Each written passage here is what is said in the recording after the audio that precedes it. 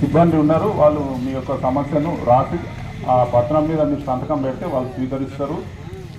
మీ కులము తప్పున్నా పెట్టుకోవచ్చు, దాంట్లో మీ పేరు ఇనిషియల్స్ లేకపోతే ఇంటి పేరు పడకుండా పెట్టుకోవచ్చు.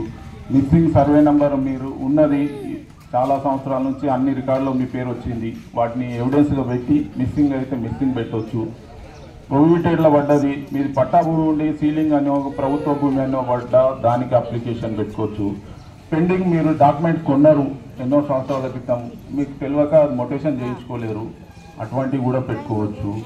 విరాసతు కూడా పెట్టుకోవచ్చు, తెలియక మీ ఫ్యామిలీ పెద్దలు చనిపోతే వాళ్ళ పిల్లలు కానీ వాళ్ళు ఆ విరాసతు కూడా దరఖాస్తు చేసుకోవచ్చు. ఇంతకుముందు నారాయణ గారు చెప్పినట్టు ఒక మహిళకు వాళ్ళ హస్బెండ్ సుమారు 12 సంవత్సరాల నుంచి లేడని చెప్పిండు, ఆమె కూడా దరఖాస్తు తీసుకుంటే నేను నా శాయశక్తుల ఆమెకు సహాయం చేస్తాను. అందరూ ఈ యొక్క రెవెన్యూ సదస్సును నెమ్మదిగా అందరూ దరఖాస్తు తీసుకొని సబ్మిట్ చేయండి.